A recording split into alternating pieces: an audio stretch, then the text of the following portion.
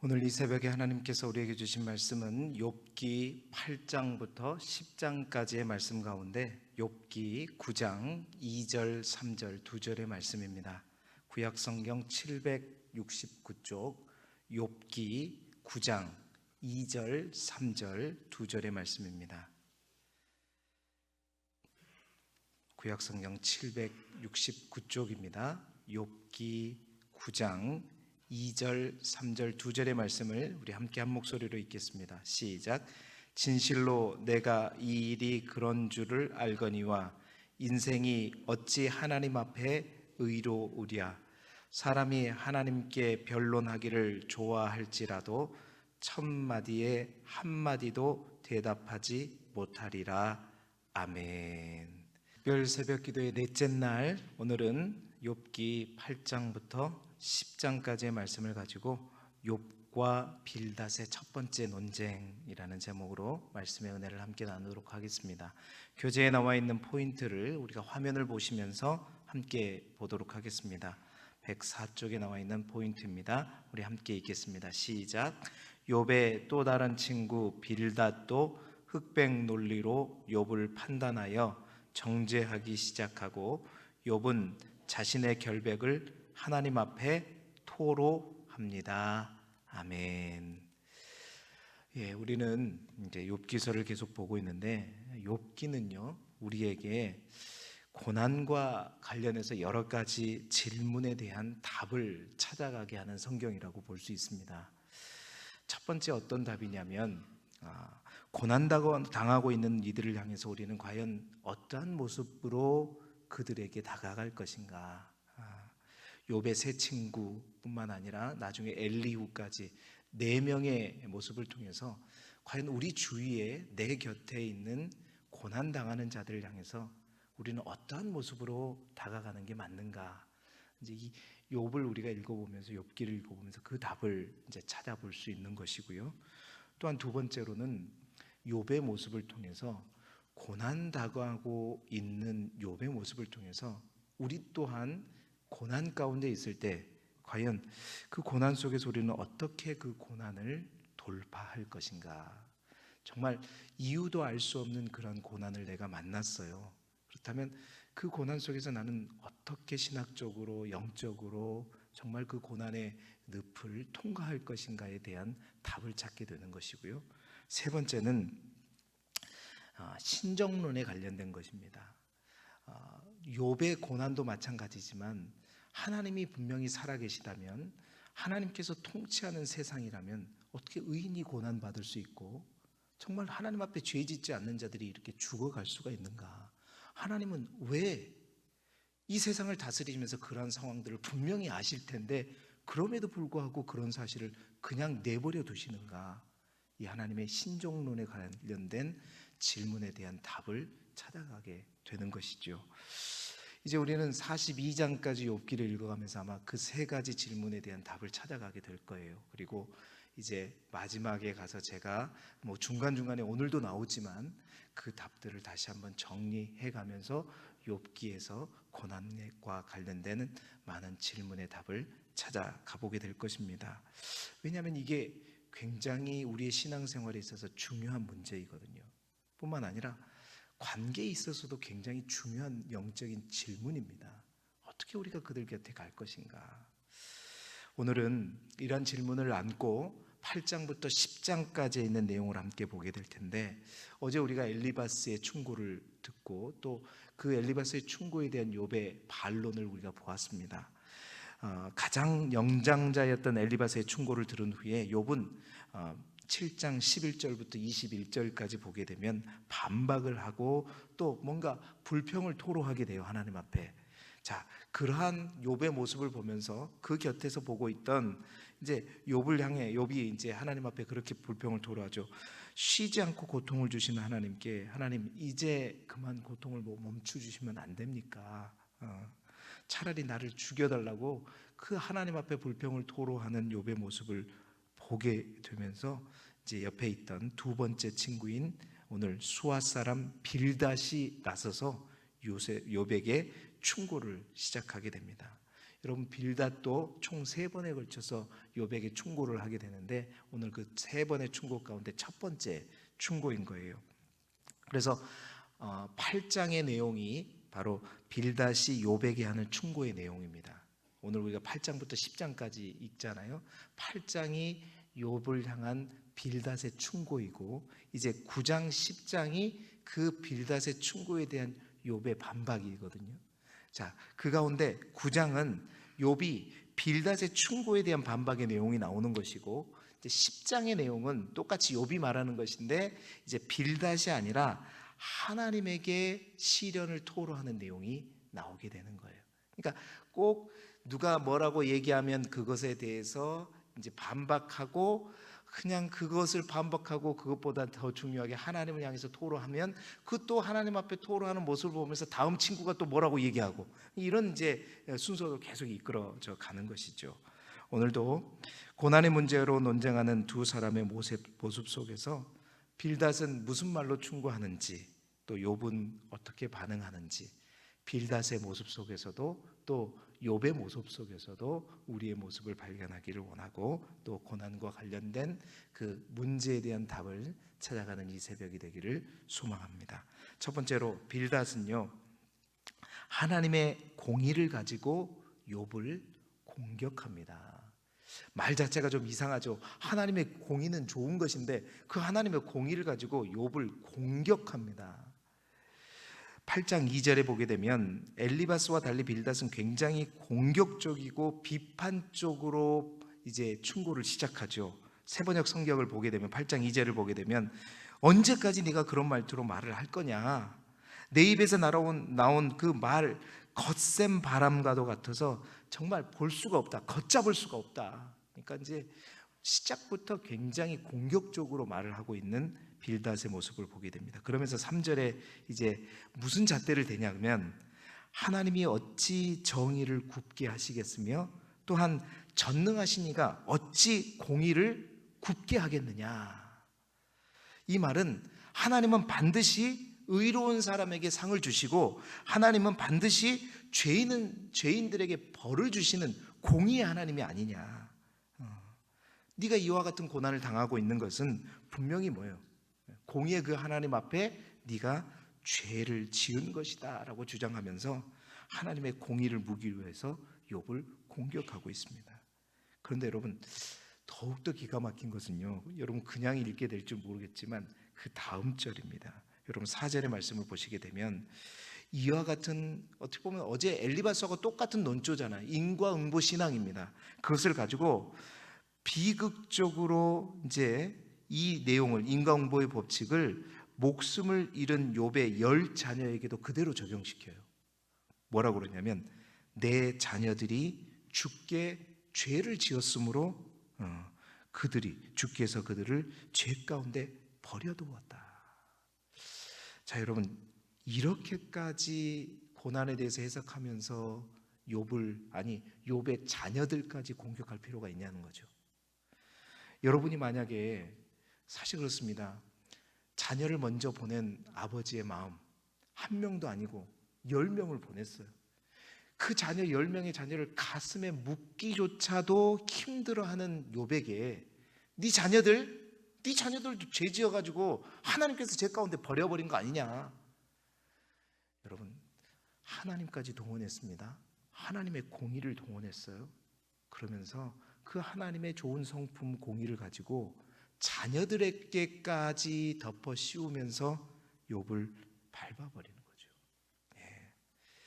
여러분 어제도 말씀드렸지만 고난을 받는다고 해서 모두가 저주를 받는 것이 분명히 아니라고 얘기했죠. 그렇죠? 악인이라고 단정하는 것은 정말 잘못됐다고 얘기했죠. 그런 논조로 본다면 여러분 요셉을 보십시오. 요셉이 애굽의 종으로 팔려가게 됐을 때 그 처량한 모습을 보면서 여러분 이러한 논조로 이 빌닷의 논조로 얘기한다면 하나님께서 공의로 심판하신 것이고 요셉의 죄 때문이다 우리는 말할 수밖에 없어요. 그렇게 해석할 수밖에 없습니다. 그런데 그런 모습은 하나님을 너무 모르는 것이죠. 하나님께서 또 다른 계획이 있어서 당하게 하는 고난 반드시 있다는 겁니다.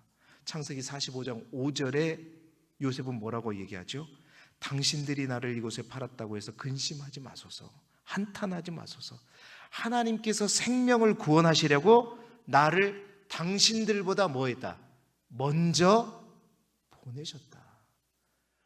고난 당한 게 아니에요. 하나님의 공의에 의해서 내가 심판당해서 애굽의 종으로 팔려간 게 아니에요. 채색 옷을 입고 있던 요셉이 그 꼴이 된 것은 하나님 앞에 저주받아서, 그가 죄를 지어서 하나님 앞에 공의로 심판받아서 간 것이 아니라 하나님께서 당신들을 구원하시기 위해서 나를 먼저 어떻게 하셨다?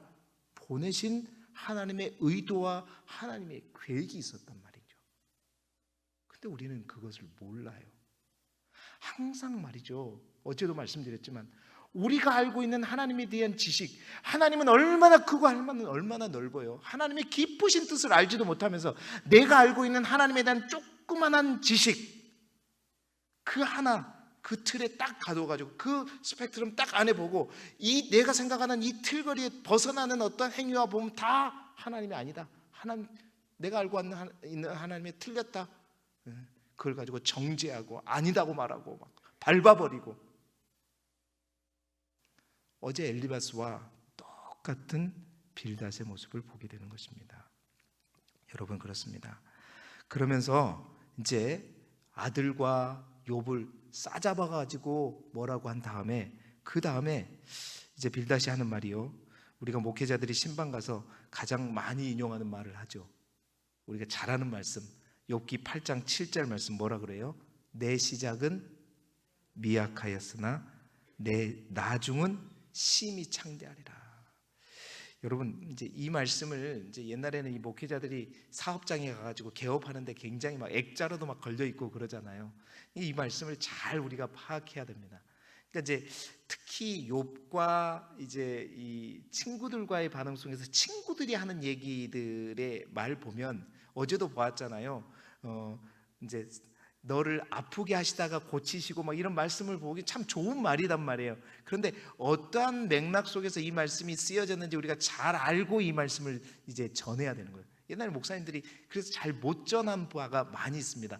내 시작은 미약하였으나 내 나중은 심히 창대하리라. 이 말은 당시의 지혜의 격언 중에 있는 말씀인데, 미약한 시작이라는 말은 뭐냐면 이제 죄를 지은 욥에 대한 하나님의 심판으로 고난받고 있는 욥의 현재 상황을 의미하는 거예요. 다시 말해서 이 말은 뭐 누군가를 축복하고 위로하기 위한 말이 아니라 이제 이 말을 가지고 어떻게 보면 욥을 정죄했던 말입니다. 네가 이렇게 되는 것은 네 아들과 네 자녀들과 네가 이렇게 된 것은 하나님 앞에 죄를 지어서 이렇게 연약한 미약한 모습인 거다. 그러면서 네가 그래서 빨리 회개해라, 빨리 돌이켜서 하나님 앞에 그냥 눈물로 회개하며 나아가면 어떻게 된다? 네 시작은 이제 지금보다는 창대하게 될 수 있을 것이다 라고 얘기하는 거예요. 근데 우리는 이제 그 말씀만 툭 빼어나가지고 그 말씀이 은혜스러우니까 사용하고 있는데, 이 말씀은 그런 맥락에서 하는 말씀이 아니라는 것입니다. 이 말씀이 욥에게 위로가 됐어요? 아니죠. 이미 이 말씀 또한 어제 엘리바스의 말씀처럼 욥이 네가 하나님 앞에 죄를 지어서 이 꼴이 됐다는 것을 전제로 두고 하는 말씀이었기 때문에 욥에게 이 말씀은 전혀 위로가 되지 않는 말씀이었어요.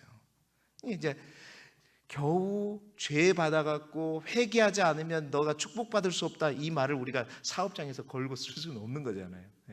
그래서 우리가 잘 알고 말씀을 사용해야 하는 거죠. 그렇습니다. 엘리바스나 빌닷이나 기본 레퍼토리가 똑같은 겁니다. 항상 더 밟아버리고 또 병 주고 약 주는 그러한 위로. 여러분, 우리가 다시 한번 명심할 수 있기를 바랍니다. 아무리 선한 하나님의 성품을 가지고 오면 뭘 합니까? 그것을 우리가 제대로 적용해야죠. 제대로 사용해야죠. 전통, 체험, 철학이 아니라 하나님의 성품까지 끌어올지라도 그것을 잘못 적용하게 되면 여러분, 그것으로 인해서 한 영혼이 죽게 돼요. 아파하게 돼요. 돌이킬 수 없는 신음에 빠지게 된다는 것입니다. 우리가 빌닷과 같은 사람이 되지 않기를 주님의 이름으로 축복합니다.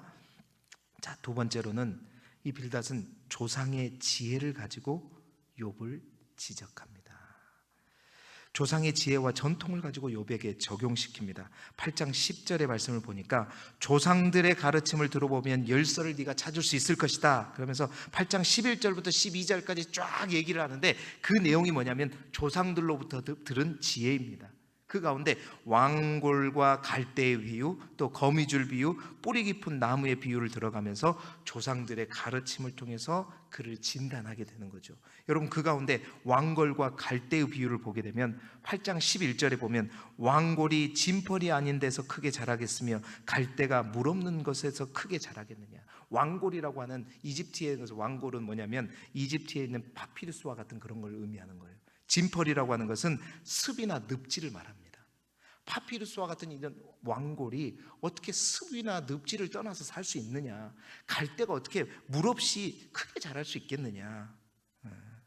진펄과 물이라고 하는 어떤 생명을 공급하는 근원지가 없으면 왕골과 갈대는 자랄 수가 없다. 다시 말해서 물이 없으면, 습기가 없으면 12절에 조금 자라다가 어느 정도 자라는 것 같지만 자라다가 어떻게 해요? 금세 말라 비틀어져 버리고 시들어 버리는 것이다. 이 왕골과 진펄, 물 떠난 습기 떠난 왕골과 또한 갈대의 모습이 누구의 모습이다? 바로 욥 너의 모습이다라는 거예요. 여러분, 이게 굉장히 그냥 단순히 네가 악인으로서 하나님을 떠났다는 말 이상입니다. 얼마나 이게 상처를 주는 말이냐면 네가 가졌던 그러니까 7남 3녀의 그 다복한 아이들과 함께 120억이라고 하는 놀라운 재산과 함께 네가 형통하면서 살았던 그 시절, 그게 진짜 형통했던 게 아니라는 얘기예요. 이미 너는 그 전에 하나님 앞에 죄를 지었고 악인이었고 그러한 하나님 앞에 멸망당해야 되는데 잠깐 동안 형통했던 것이다. 이제 네 죄로 인해서 올 것이 왔다는 거예요. 여러분, 이 말은 욥이 고난당하기 전에 있는 모든 모습까지 다 싸잡아가지고 어떻게 해요? 그를 저주하는 겁니다. 여러분이 욥이라면 어떡하겠어요? 이 말을 들으면 여러분은 어떡하겠습니까? 당장 회개하라. 네가 죄인이다. 진펄과 물로 돌아가지 않으면 너는 완전히 이제 끝나는 인생이 될 것이다. 너는 악인이다. 정죄하고 있는 겁니다. 무조건 결과만 보고 회개하라, 죄인이다, 돌이키라, 악하다. 진작부터 너는 악했는데 이제 그게 드러나고 있는 것이다. 네. 여러분은 안 그러시죠? 고난당한 사람들 향해서 이렇게 말하지 않으시죠? 분명히 안 그럴 겁니다. 그런 사람 앞에서 어떻게 우리가 그렇게 말할 수 있어요? 저도 그렇게 말하지 못합니다. 누구도 그렇게 말하지 못합니다. 그러니까 우리는 빌닷이 아니라고요? 그런데 여러분, 그 면전에서는 우리는 그렇게 말하지 않아요. 그 앞에서는 빌닷처럼 이렇게 말하지 않습니다. 그런데 문제는 뭐냐? 뒤에서예요. 보이지 않는 곳에서요. 여러분의 죄를 지적하는 것이 아니라 저의 모습을 얘기하는 것입니다. 면전에서는 우리도 절대 그러지 않아요. 그런데 면전에서는 탈을 두고 아이고 위로하는 척하고 권면하는 척하고 힘내라고 하지만 뒤에서 두서 사람 모여가지고 욕하고 비난하고 자녀들까지 아니라 사돈의 8천까지 덜먹여가면서 죄받아서 저래 뒷담화하죠. 그런데 여러분, 문제가 뭔지 아세요? 하나님께서 이것을 다 듣고 계신다는 겁니다. 하나님께서 다 듣고 계셔요. 하나님이 이것을 너무 싫어하셔요. 성령님은 이것을 너무 싫어하십니다. 이 말씀을 준비하면서 저도 많이 회개했고 참 뉘우칩니다. 여러분의 얘기가 아니라 제 얘기이기 때문에. 여러분, 이러한 마음을 가지고 있는 사람들에게 하나님은 절대 역사하실 수가 없어요. 성령님은 그 사람의 인생을 통해서 역사하실 수가 없는 거예요. 왜? 그 마음이 정말 지저분하기 때문이에요. 면전에서 그 사람 앞에서 이야기하는 것은 그 사람에게 상처를 주는 것이죠. 그러나 그 면전에서나 뒤에서나 하나님에게는요 똑같아요. 하나님 앞에서는 똑같은 거예요. 여러분, 하나님의 마음이 얼마나 아프겠어요. 이 사람도 나의 자녀고 여기도 나의 자녀인데 내 자녀가 내 자녀를 뒤에서 욕하고 저주하고 뒷담화하고 이런 사실을 하나님께서 다 보고 계시잖아요. 여러분의 아들, 딸이 있어요. 여러분의 딸이 뒤에서 여러분의 아들을 막 욕하고 저주하고 막 이러고 있는 모습을 여러분이 보시면 여러분의 마음이 어떻겠습니까? 잠언서 우리가 공부했지만 잠언 18장 8절과 26장 22절에 똑같은 말씀을 두 번에 걸쳐서 얘기하잖아요. 남의 말하기를 좋아하는 자의 말은 별식과 같아서 뱃속 깊은 데로 내려가느니라. 여러분, 두 번에 걸쳐서 강조하고 있는 이 말은 별식과 같은 말, 남의 말이 그렇게 맛있다는 거예요. 뒷담하는 게 그렇게 맛있다는 거예요. 그런데 그 말이요, 우리 뱃속 깊은 데까지 들어간대요. 좋지 않은 그 말이 다른 사람에게 들어가는 것이 아니라, 다른 사람에게 독이 되는 것이 아니라 우리 마음속 깊은 곳까지 들어가서 성령께서 계시는 그곳까지 들어가는 거예요. 여러분, 그러니 그 사람에게 성령께서 불과 같이 역사할 수 있는가? 그 더러운 독이 들어오는데 하나님이 어떻게 그 사람의 인생을 통해서, 그 사람의 모든 일을 통해서 역사하시겠습니까? 절대 안 돼요. 성령님께서 거부하시는 겁니다. 영적으로 독을 마시는 거예요. 앞에서는 웃고 뒤에서는 독침을 가는 그 독은 상대에게 가는 것이 아니라 내 마음속 깊은 곳에 박히는 거예요. 오늘 말씀은 우리에게 그것을 얘기하고 있는 겁니다. 여러분, 내 인생이 왜 이렇게 잘 안 될까? 나는 왜 하나님의 그 충만한 은사들이 나에게 없는 것일까? 여러분 보세요. 내가 혹시 빌닷의 모습을 하고 있지는 않은지. 정말 하나님 그런 자들의 마음속에 하나님 역사하지 않습니다. 그런 모습을 가졌다면 면전에서 하지 않았다고요? 아니요. 뒤에서 그런 모습으로 내 가정에서 누구와 두세 사람 모여서 그러고 있었다면 회개하시기 바랍니다. 그래야 하나님의 성령께서 여러분 안에 새롭게 역사하는 거예요. 자, 세 번째로 욥은 어떻게 했느냐? 욥은 하나님의 답을 요구합니다. 9장에서 욥은 하나님의 의로우신 분, 그래 나도 맞다, 하나님은 의로운 거 알고 있다, 내가 아무리 하나님 앞에 의롭다고 말할지라도 내가 어떻게 하나님 앞에 그 무죄를 증명할 수 있겠느냐.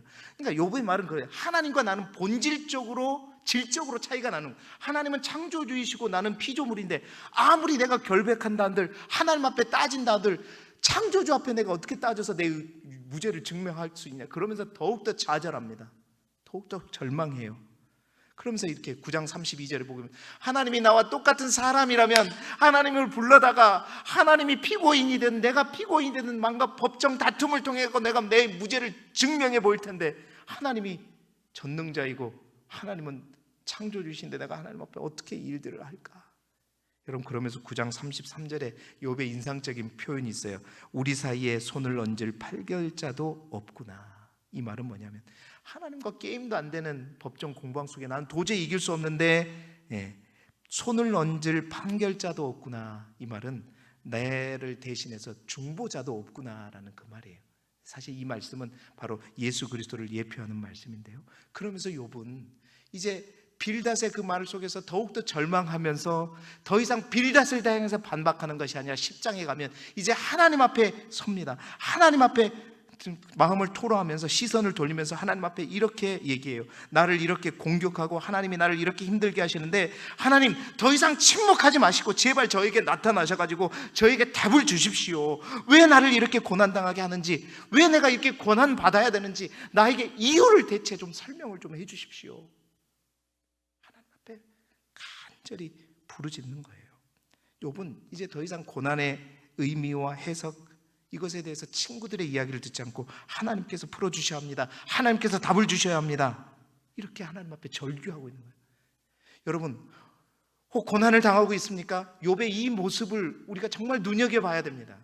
세상 누구에게 묻지 않고 정말 욥은 하나님 앞에 그 답을 찾고자 하는 거예요. 하나님 앞에 머물고 있는 것입니다. 하나님 앞에 따지는 거예요. 온갖 질문을 던지는 거예요. 하나님, 어떻게 나를 이렇게 낳으시고 나를 지으셔놓고 이렇게 고난당한, 내가 이렇게 고난당하는 것을 기뻐하며 보고 계시는 겁니까? 제발 나에게 말씀해 주십시오. 하나님을 상대하는 겁니다. 하나님께서 답하실 때까지 따지는 거예요.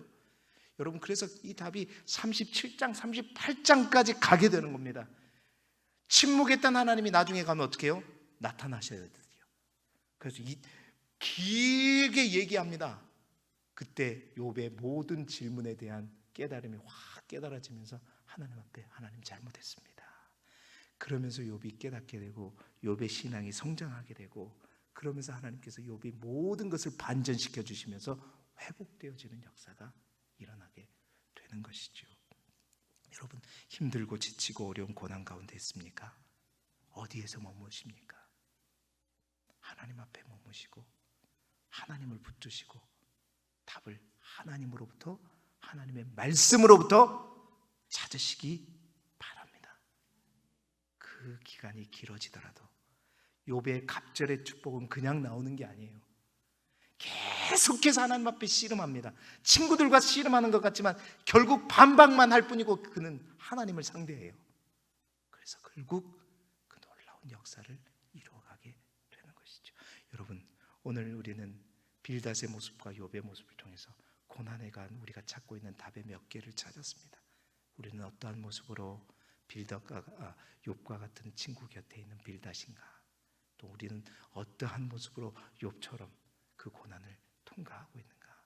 오늘 말씀을 통해서 정말 우리가 살리는 자, 위로하는 자, 회복자가 되시기를 바라고 하나님 앞에 머무는 자가 되시기를 그리스도 예수 이름으로